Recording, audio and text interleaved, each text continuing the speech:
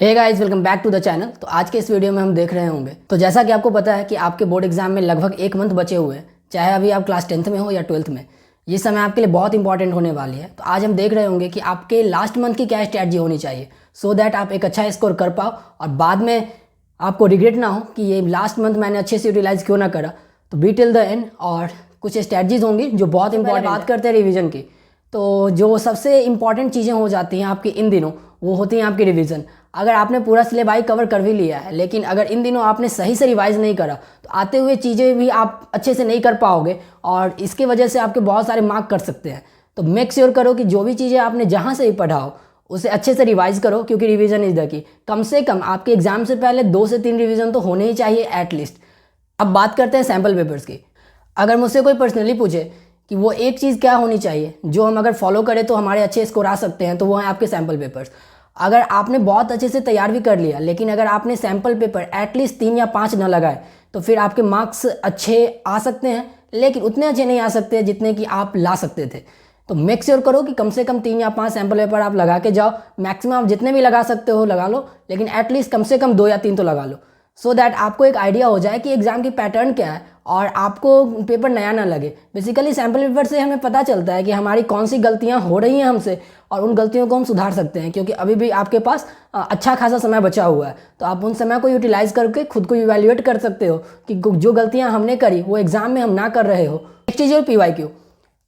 PYQs are very much important, हमेशा मैं कहता हूँ, क्योंकि अगर कुछ भी इंपॉर्टेंट है तो PYQ से ज़्यादा इंपॉर्टेंट नहीं है। क्योंकि बहुत बार बोर्ड एग्जाम में ऐसा होता है कि वो क्वेश्चन आपके सेम पैटर्न पे आते हैं, और अगर आपने PYQ लगा रखा है तो it will be easy for you कि आप तुरंत उस क्वेश्चन को कर पाओगे। और बहुत बार तो ऐसे होते हैं कि वैल्यूज़ भी चेंज नहीं की जाती PYQs के क्वेश्चन से।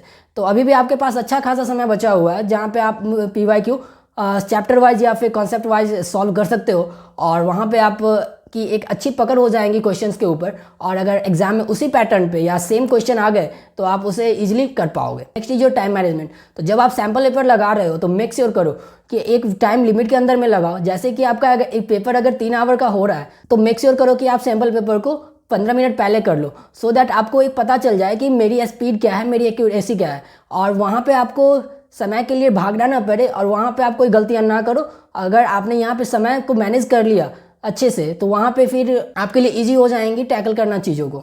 Next is one shots videos. तो इन दिनों बहुत सारे यूट्यूब चैनल पे आपको वन शॉट्स वीडियो मिल जाएंगे चैप्टर वाइज। तो क्या वो इंपॉर्टेंट होते हैं? तो जी हाँ, अगर आपने अच्छे से कंसेप्ट करा हुआ है तो आपके लिए इंपॉर्टेंट होंगी, वो क्विक रिवीजन के लिए इनफ है। लेकिन अगर आपकी कंसेप्ट वीक है तो आई बेट ऑन इट कि क्विक रिवीजन के लिए आपके वन शॉट्स कुछ नहीं करवा सकते। आप वन शॉट से कुछ नहीं कर पाओगे अगर आपके कंसेप्ट पहले से क्लियर नहीं है। वन शॉट उन लोगों के लिए हैं जिनकी कंसेप्ट पे कमांड है। तो अगर आप चाहते हो कि रफली एक रिवीजन हो जाए अच्छे से पूरे चैप्टर का, तो आप वन शॉट के थ्रू जा सकते हो। ये भी एक बहुत अच्छा ऑप्शन होता है। अगला है कि डोंट स्किप एनी चैप्टर्स। बहुत बार ऐसा होता है कि कोई डिफिकल्ट चैप्टर हमें लग रही होती हैं, लेकिन हम उस चैप्टर को पूरी छोड़ के चले जाते हैं और एग्जाम में उसी से क्वेश्चन आ जाते हैं, तो वहाँ पे आपको प्रॉब्लम होगी।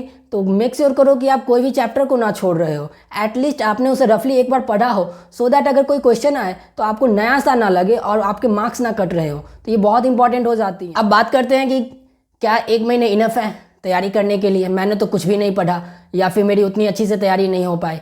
तो जी हाँ, जो समय आपके पास बचा हुआ काफ़ी है और आप बहुत अच्छा स्कोर कर सकते हो, इवन 90 to 95% भी स्कोर कर सकते हो।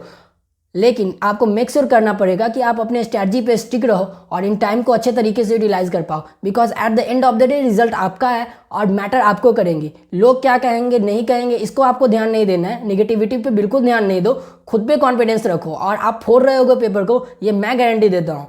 तो आपको कभी भी रिजल्ट के बारे में नहीं सोचना है कि रिजल्ट कैसे हो रहे होंगे। हम अपना बेस्ट दे रहे होंगे, 110% दे रहे होंगे, बाद बाकी रिजल्ट जैसा भी हो हम उसे एक्सेप्ट कर रहे होंगे। केवल हमें ये गिल्ट ना हो कि हमने क्यों नहीं करा। तो अभी भी आपके पास, और paper will be very much easy, क्योंकि बोर्ड का एग्जाम है, पेपर वैसे भी आसान होती हैं। अगर आपने अच्छे से करा हुआ है तो पेपर डेफिनेटली ईजी होंगी। खुद पे कॉन्फिडेंस रखो कि आप कर सकते हो, क्योंकि अगर आपको खुद पे कॉन्फिडेंस नहीं होगा तो फिर दूसरा आपको कोई कॉन्फिडेंस नहीं दिला सकता, चाहे आप कितने भी मोटिवेशनल वीडियोस क्यों ना देख लो। और paper will be definitely easy. अगर आपको किसी पर्टिकुलर चैप्टर के रिलेटेड नोट्स चाहिए मेरे पर्सनल, तो आप मेरे से टेलीग्राम पे कांटेक्ट कर सकते हो। तो मैं वहाँ पे आपको PYQs के साथ चैप्टर वाइज नोट्स प्रोवाइड करवा दूंगा अगर आपको चाहिए हो तो, वरना अगर आपके पास है तो well and. Last but not the list, जो ये 1 महीने बचा हुआ है वो आपकी ज़िंदगी का बहुत इंपॉर्टेंट समय होने वाला है। तो इसका एक एक क्षण यूटिलाइज़ करना अच्छे से, क्योंकि बाद में ऐसा ना हो कि आप ये सोच के परेशान हो रहे हो कि काश मैंने वो कर लिया होता। जो ये रिग्रेट होती है ना, वो हमें बहुत किल करती हैं। और एग्ज़ाम के बारे में ज़्यादा टेंशन नहीं लेना है, बस ये हमारी एबिलिटी को टेस्ट करने की होती है। हम खुद को परख पाएंगे कि हमारी एबिलिटी कितनी है, हमारी काबिलियत कितनी है। तो हमें खुद को देखने को मौका मिलेगा। ये केवल एक एग्ज़ाम है, आपको और भी आने वाले समय में बहुत सारे एग्जाम्स देने होंगे। तो don't worry for that. Board exam आपका बहुत ईजी होने वाला है। Thank you for watching video. और नेक्स्ट वीडियो आ रही होंगी कि पेपर प्रेजेंटेशन कैसे करनी है एग्जाम में। तो हम देख रहे होंगे कि वो कौन सी गलतियाँ जो आपको अवॉइड करनी है